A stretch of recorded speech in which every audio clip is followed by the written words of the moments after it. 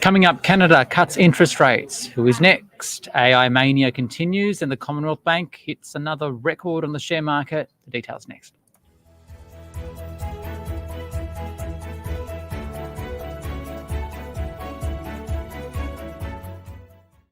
It is your daily 10-minute business and finance news wrap for this Thursday, the 6th of June 2024.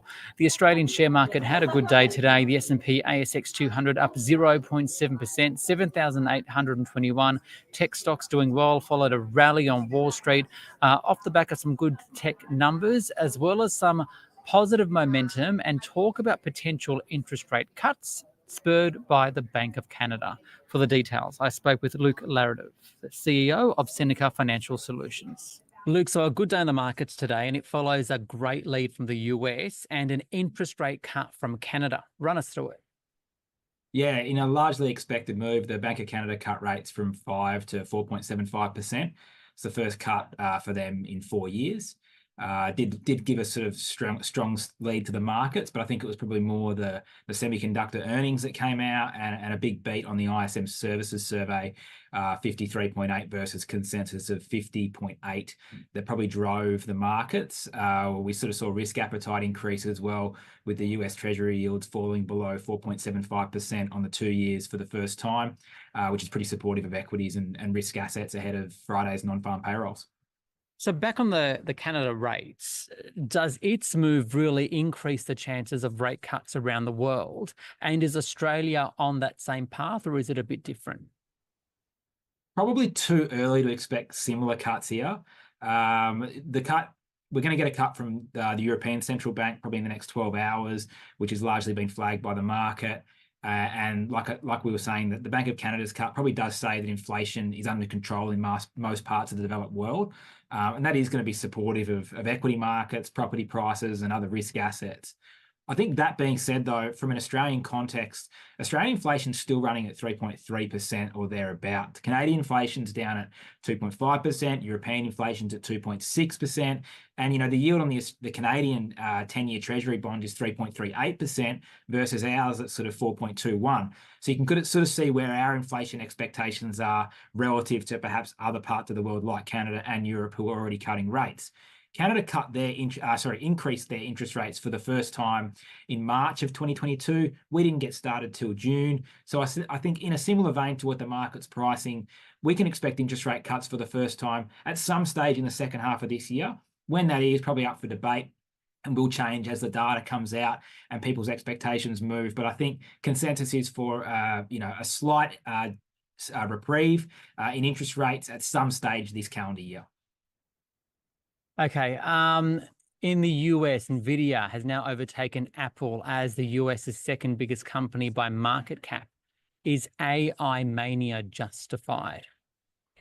Yeah, look, Nvidia is living up to the hype, and I'm normally one of the people who's pretty anti-hype stocks, but this stock is certainly delivering. They beat earnings estimates by about 8.5%, with $6.12 per share in earnings for the first quarter. Margins were really impressive. They were 200 basis points ahead of expectations. Revenues were up 6% as well, driven by sort of their data center, gaming, and A&R divisions.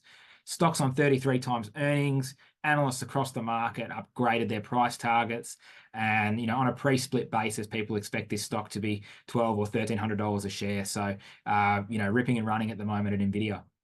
Locally, I think a big story on the market, the Commonwealth Bank hitting another record high. It's up 30% over the past year. What's your take on the banks? Ricardo, it's never going to win me any friends, but this stock is obscenely overpriced, overvalued. It's insanity at the moment. CBA is trading at the highest valuation in its history, 22 times PE.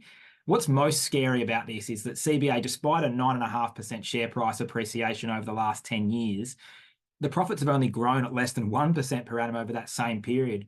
Investors are just paying more and more for a bank that's delivering less and less. Of the 16 analysts in the market at the moment covering the stock, 14 have a sell recommendation and 2 have holds. The consensus price target for this stock among the analyst community is 25% below the current share price, which is the biggest margin over the share price we've seen in a very long time. So don't really understand why the market's pricing this stock so high and at such a premium to its peers, but investors still in love with CBA. There's an interesting story we've been following, and that's because it relates to international student policy around the world. IDP education, which is in that sector, plunged today. What can you tell me about that? Yeah, IDP sort of expecting that this change in policy with regard to student numbers is going to reduce demand for their English language tests in Australia, the UK, Canada. It's going to reduce their sort of market and potentially by about 25% over the next 12 months. The business is in pretty good shape, though. The management team are sort of doing some cost cutting, which should be able to sort of manage this downturn. And certainly IDP has been a great investment for shareholders so far, done sort of 20% per annum returns and a 35% return on equity. So look, trading at all-time low valuations of sort of 14 times EV to EBITDA, to me, it looks like good value. And I'm sure that these student numbers will normalise and mean revert over time. Finally, where do you see the opportunities for investors? Look, kind of as we've sort of talked about, the ASX 50 is sort of at best fully priced and at worst, like CBA, sort of ridiculously overvalued. So we're finding the best opportunities in the smaller end of the market, where kind of value and growth are a little bit easier to come by. Our small companies fund delivered a 9.7% return during May as a sort of example of what you can be done at the smaller end of the market while the top end's not doing a lot. So certainly it's about hunting in some of those lesser known and maybe less well covered names on the ASX. That's Luke Laretive there, CEO of Seneca Financial Solutions. This SBS On The Money stream is provided for informational purposes only. The content in this stream should not be understood as constituting advice or a recommendation. It is not personal advice and it does not consider your personal circumstances or objectives. You should contact a licensed professional before making any financial decision.